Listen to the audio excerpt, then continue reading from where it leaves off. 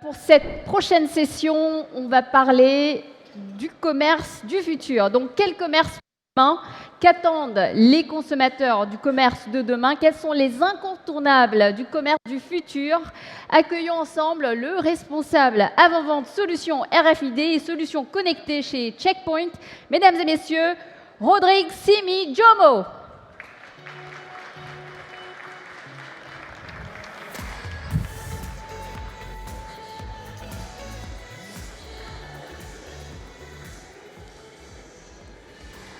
Merci. Merci Acha pour cette introduction. Bonjour à toutes et à tous. Je suis ravi d'être parmi vous et de vous voir aussi nombreux ici aujourd'hui. Au nom de Checkpoint Systems, je suis très content d'être là pour vous parler de notre vision, de la vision Checkpoint, du commerce de demain, des attentes des consommateurs vis-à-vis de ce qu'on pourrait leur procurer en termes d'expérience. Alors, autant le dire tout de suite, ce qui va suivre peut s'apparenter à une sorte de thérapie de couple, du couple constitué des retailers d'un côté et de l'ensemble des consommateurs que nous sommes tous de l'autre côté. Comme dans tout couple, il y a des moments difficiles.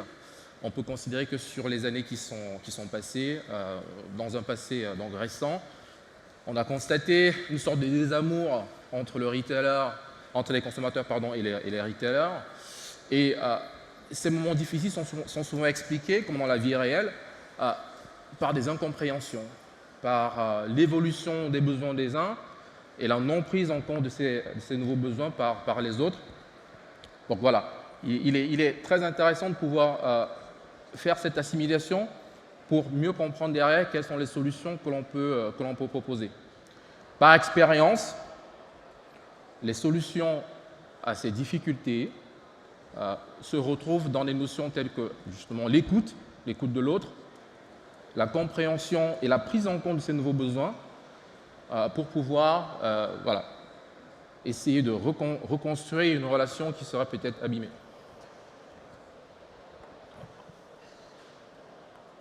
Alors, en parlant d'expérience, Checkpoint Systems a 50 ans cette année, et donc depuis 50 ans, on accompagne les différents retailers du monde entier sur des problématiques de lutte contre la démarque, en fournissant des solutions de contrôle en sortie de magasin sur plusieurs technologies, RF, AM, RFID, et des outils de supervision en temps réel, ce qui est très important, dans la mesure où, avant d'ouvrir un magasin, un directeur peut très facilement s'assurer que l'ensemble de ses équipements sont fonctionnels. Ensuite, on a une partie, un bureau Checkpoint qui s'occupe de tous les étiquetages. On accompagne différents retailers pour ces besoins d'étiquetage au moment de la fabrication des vêtements. Donc, on a 15 services bureaux dans le monde entier au plus proche des usines de fabrication pour pouvoir intégrer ces étiquettes directement dans les vêtements. Et pour finir, on a le troisième cœur de métier qui est la visibilité et la disponibilité marchandises. En tant que partenaire de confiance des retailers depuis 50 ans, nous sommes bien évidemment à l'écoute de leurs besoins, de leurs nouveaux besoins, qui eux-mêmes sont induits par les nouveaux besoins des consommateurs. Alors, quels sont-ils ces nouveaux besoins? Pour parler des besoins du consommateur d'aujourd'hui, il est intéressant de se projeter et de comprendre la nature même du consommateur d'aujourd'hui. Alors, la dernière étude Retail Report conduite par 451 Research pour le compte de Eden nous dit ceci. 93% des consommateurs possèdent un smartphone. 25% possèdent une enceinte connectée. Et près de la moitié se dit extrêmement sensible au numérique. Qu'est-ce que ça signifie? Ça signifie que cet attrait pour le numérique se fait principalement pour une recherche simple. C'est une expérience qui se veut fluide et intéressante. Donc, il n'est pas étonnant que le client final, le consommateur, lorsqu'il vient en magasin aujourd'hui, de par son nouveau statut, il s'attend à avoir le même type d'expérience. Une expérience digitale, une expérience agréable, fluide, avec le moins de friction possible. Il est clair qu'aujourd'hui, le magasin, dans sa forme actuelle, on est en pleine transformation, mais si on regarde la plupart des magasins aujourd'hui, il n'y a pas vraiment grand-chose pour faire venir le client ou pour l'attirer. C'est un point de friction. Et ce challenge doit être travaillé, résolu, en apportant des solutions qui, pour la plupart, vont s'appuyer sur le digital. Si vous faites le tour du salon, vous allez voir que les solutions fleurissent. Et donc, il est temps de pouvoir se servir de ces solutions pour pouvoir avancer.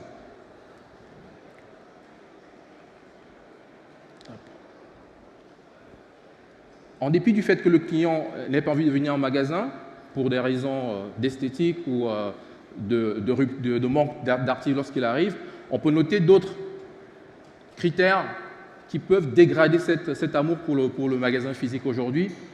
Le manque de solutions personnalisées, les longues files d'attente, on en reparlera par la suite, les problèmes de paiement. Voilà. Tous ces éléments font en sorte que le client, aujourd'hui, il n'a pas envie ou il n'a plus envie de se déplacer en magasin, surtout qu'en ligne, il vit une expérience qui est totalement digitalisée avec une vision du stock qui est plus fluide et un service en livraison qui est extrêmement rapide. Donc le challenge, il est important pour les retailers de pouvoir continuer à travailler sur les solutions permettant d'amener les consommateurs dans le magasin. Alors le constat est posé. Que faire demain pour que les consommateurs reprennent plaisir à venir en magasin? La première chose sera, nous le pensons chez Checkpoint, de rendre ces magasins plus accueillants, et ce, dès l'entrée. Ce qui signifie que pour nous qui sommes fournisseurs de solutions de lutte contre la démarque, il est important de faire en sorte que ces solutions de lutte contre la démarque puissent se fondre, dirais-je, dans les nouveaux designs et les nouveaux concepts de magasins qui vont être réalisés par les retailers. On peut voir ici à l'image des nouveaux designs d'antennes chez Checkpoint qui sont en toute épuration, vraiment très très très light, avec un impact visuel qui se veut minimal pour pouvoir engager le consommateur et pour qu'il puisse rentrer dans le magasin. Au-delà de ça, Checkpoint met en place des solutions qui sont basées sur des technologies dans le sol. Donc on va pouvoir mettre un système anti-vol complètement dans le sol et le rendre invisible, ce qui va pouvoir générer ou procurer au magasin une entrée qui est complètement dénuée et qui n'a pas d'éléments obstruants pour la visibilité et pour le commerçant et pour le consommateur, pardon. De même, il y a quelques mois maintenant, on a mis en place un nouveau service qui s'appelle Mass Personalization, dont le but est de pouvoir créer à la demande des antennes anti-vol spécifiques et personnalisées à l'image du client. Donc, on va pouvoir imaginer que pour une enseigne cosmétique, les anti-vol ressembleraient à des rouges à lèvres ou à des vernis à ongles. Pour une enseigne sport, on pourrait imaginer que l'antenne anti-vol ressemble à une paire de chaussures ou une batte de baseball avec un casque. Voilà, tout est possible et tout est imaginable. On est en mesure aujourd'hui de le réaliser. Pas plus tard que la semaine dernière, toujours dans le lot des innovations, nous avons mis sur le marché une antenne anti-vol qui s'intègre directement dans le meuble-caisse en sortie des supermarchés.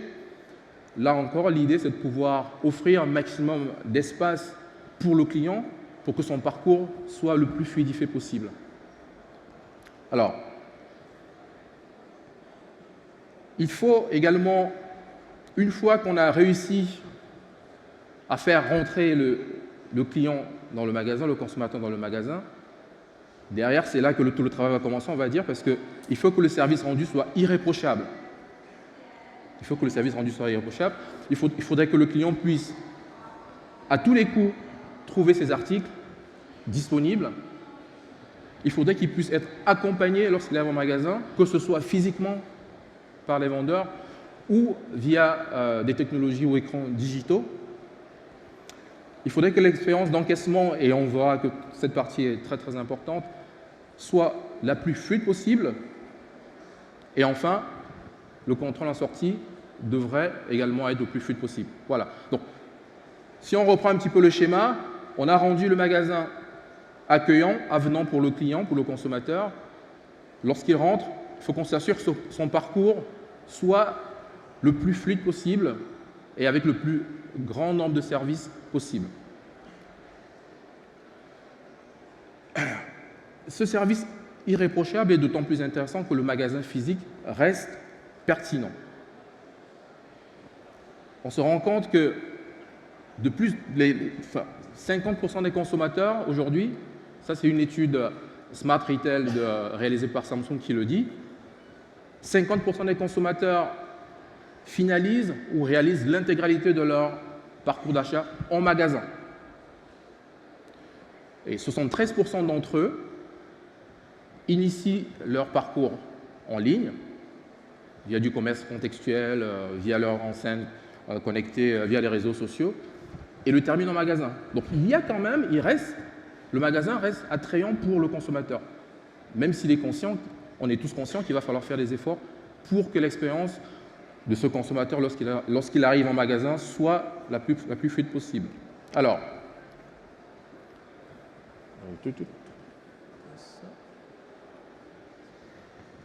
lorsqu'on est en magasin,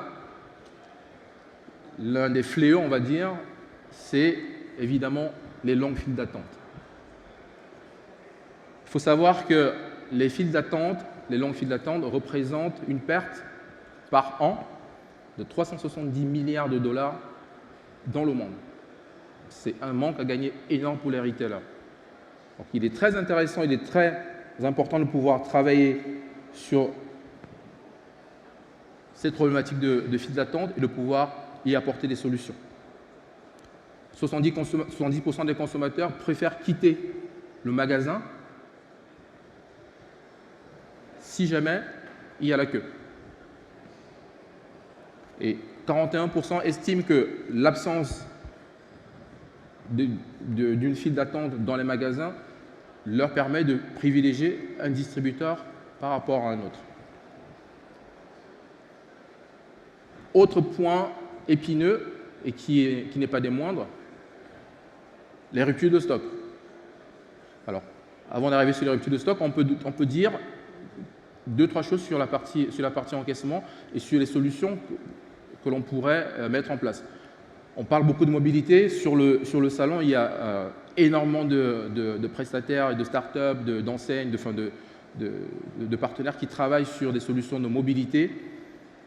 Pouvoir garantir que le client en magasin soit encaissé le plus rapidement possible, avec des points d'encaissement dans le magasin, ou alors on peut s'appuyer également sur des technologies type IoT avec des capteurs qui détectent le moment où la file d'attente devient trop longue pour alerter automatiquement le directeur magasin ou le responsable magasin pour qu'il puisse mettre en place une solution pour réduire ces files en ouvrant une autre caisse ou en appelant des vendeurs en renfort. Toutes ces solutions doivent être prises en compte pour réduire ces files d'attente.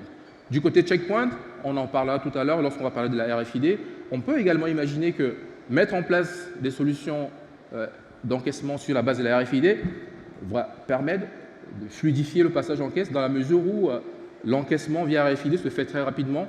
J'ai un panier avec mes articles, je le pose sur la caisse, l'ensemble des articles est lu de manière automatique et instantanée, au lieu de scanner un par un comme on le fait aujourd'hui. Voilà, ces solutions vont permettre de pouvoir réduire ce point épineux. Et donc, si on en revient aux ruptures de stock, alors, pour le coup, on est toujours sur des pertes énormes chaque année pour les retailers, qui se chiffrent ici à près de 482 milliards de dollars pour tous les retailers.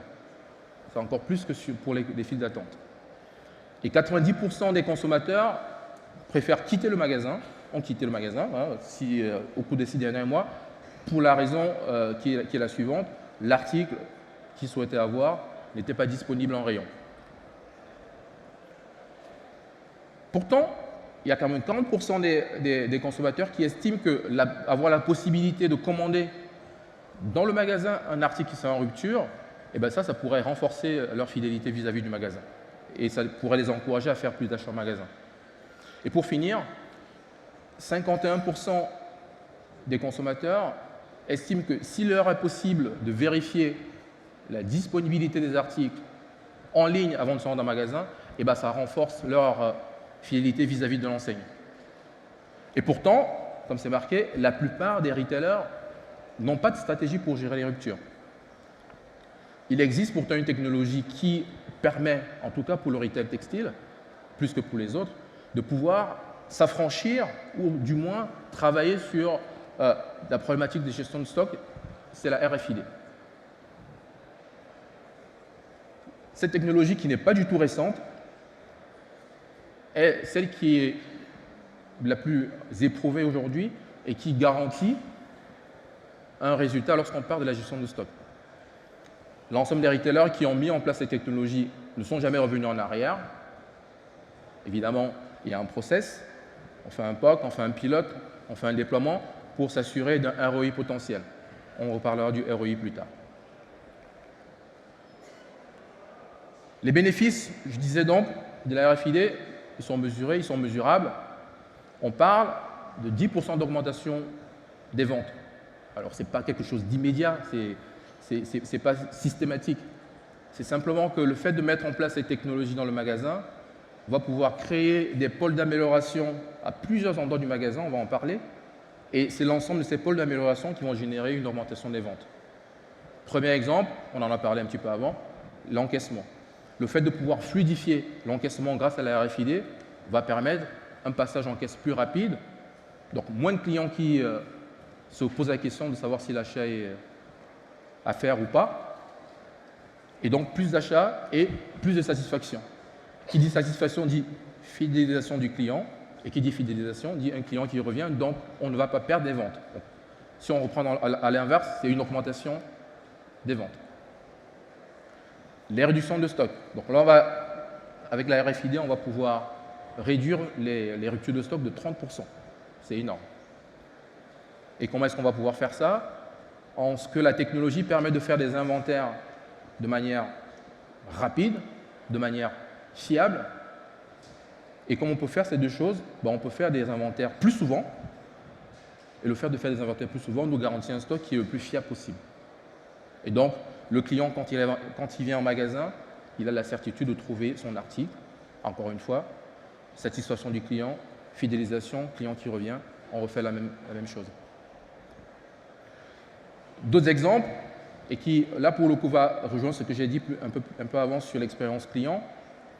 Lorsqu'on fait une réception en magasin aujourd'hui, si on n'a pas de RFID, je l'ai vécu il y a encore une semaine chez un partenaire, ça peut prendre 2 heures de recevoir une dizaine de cartons parce qu'il faut tout ouvrir, vérifier le contenu, vérifier les quantitatifs, ainsi de suite. Avec la RFID, au lieu de passer 2 heures, on passe 15, on passe 20 minutes. Donc il reste 1h40 de disponible pour les employés qui doivent mettre ce temps à bon escient et en valeur pour accompagner les clients qui sont dans le magasin. Et encore une fois, un client qui est accompagné, c'est un client qui va faire des ventes, qui va faire des ventes additionnelles, qui va faire des achats et des achats additionnels. Et encore une fois, on retombe dans le même cercle vertueux qui est de dire, voilà, je vends, mon client est satisfait et j'ai la fidélisation de mon client. Autre élément, on parle de digitalisation du point de vente. Lorsque j'ai la RFID, je vais pouvoir mettre en place des écrans digitaux dans le magasin. Ces écrans permettent aux clients, lorsqu'ils s'approchent, de pouvoir afficher des informations sur l'article, la taille, la couleur, des articles complémentaires par de cross-selling. Et j'ai même vu des cas où le retailer, il ne souhaitait pas forcément mettre des informations de type commercial sur l'écran, mais il voulait procurer une expérience sur le côté obscur, si je pourrais oser dire ça, de la fabrication d'un vêtement. C'est-à-dire ce que le client ne voit pas. Ce retailer, qu'est-ce qu'il a fait? Il permettait, lorsque le client s'approche, d'avoir une vidéo qui montre le processus de fabrication du tissu qui a permis de confectionner l'article. Quels sont les matériaux qui ont été utilisés pour confectionner la teinture, combien de temps a pris le cycle, le processus de teinture, ainsi de suite. C'est ce type d'expérience qu'on va pouvoir mettre en place parce que la RFID permet d'identifier de manière unique chaque article. Et comme je sais identifier de manière unique chaque article, je peux proposer un contenu qui est intimement lié à cet article. Donc on voit qu'il y a évidemment beaucoup de choses à dire et à faire sur la RFID. Checkpoint a bien évidemment tout un ensemble de solutions dans ce sens, en partant du logiciel, en passant par le matériel et toute la partie service, professionnel service qui s'ensuit. Donc on a la possibilité aujourd'hui de pouvoir accompagner nos clients du début de la chaîne de valeur, donc au moment de l'étiquetage des produits, avec nos services bureaux qu'on a de par le monde, au plus proche des façonniers. On va pouvoir intégrer la puce anti-vol au moment de la fabrication du produit. Alors cela procure plusieurs avantages. C'est que dans un premier temps, je vais pouvoir contrôler de manière efficace, grâce à la technologie, ce qui sort de l'usine de fabrication. Je vais pouvoir compter de manière fiable le quantitatif d'articles expédiés depuis l'usine, le comparer éventuellement vis-à-vis de ma commande et être sûr que les éléments sont corrects. Ensuite, lorsque la marchandise arrive en entrepôt, on a également là tout un ensemble de solutions qui vont permettre d'une part de contrôler le quantitatif reçu des usines, de pouvoir faire le dispatching de manière fiable grâce à des tunnels, grâce à des portiques RFID et surtout, au moment de l'expédition, être sûr que les quantités expédiées correspondent aux commandes qui ont été réalisées par les magasins.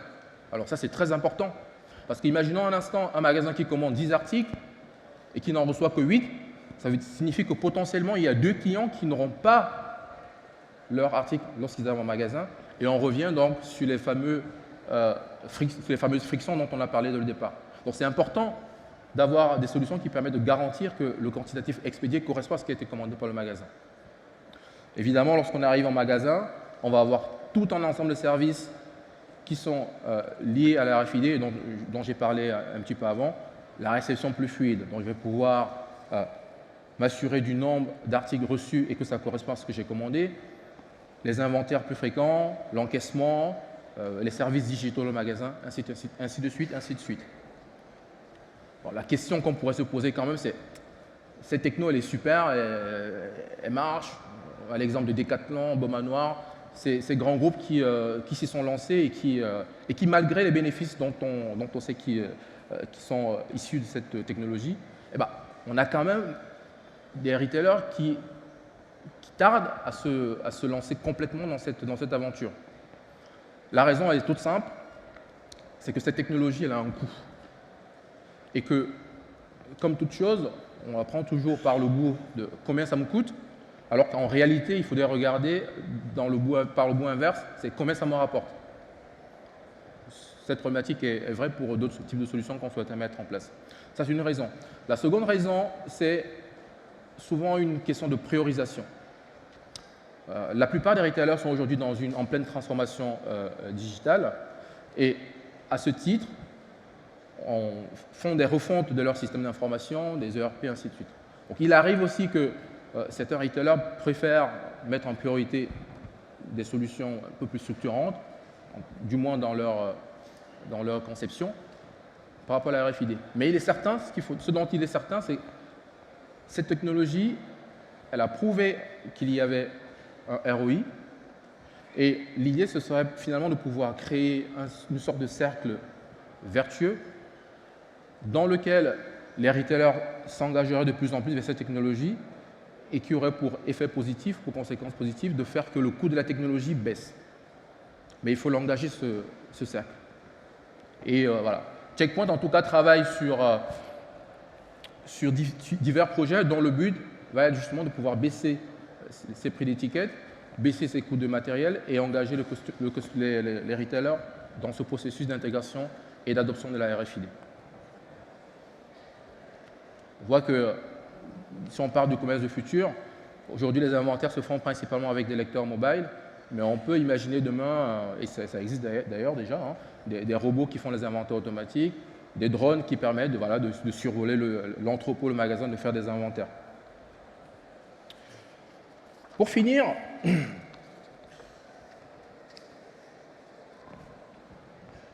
je dirais que la RFID est également peut être vue comme un moteur du commerce unifié. La possibilité qu'on a de pouvoir avoir une bonne gestion du stock, c'est une condition nécessaire pour mettre en place ce commerce omnicanal. La possibilité de voir mon stock en ligne, pouvoir m'assurer qu'il est bien présent au magasin, l'article. Voilà. On est ici dans une technologie qui ne se veut pas simplement efficace du point de vue de la gestion de stock, mais également qui s'inscrit dans une, je dirais, dans un scope un peu plus vaste, qui est à la recherche du commerce omnicanal.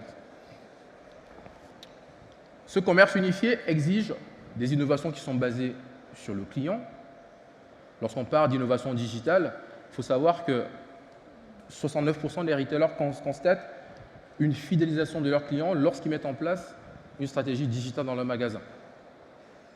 50% constatent une augmentation du trafic dont les nouvelles technologies permettent d'ailleurs de pouvoir mieux les étudier, de pouvoir en sortir des taux de conversion qui sont intéressants également pour les retailers. Encore là, il y a des capteurs IoT qui permettent de pouvoir donner ces informations. Et 48% des retailers constatent que les promotions sont plus efficaces lorsqu'elles sont basées sur le digital. Ce qui d'ailleurs rejoint l'un des désirs des consommateurs qui vont souvent au magasin parce qu'ils sont à la recherche aussi des promotions. Pour finir, 57% des millénials estiment que le digital, donc les jeunes, estiment que le digital pourrait les inciter à aller plus encore dans les magasins. Alors, que pouvons-nous dire en conclusion?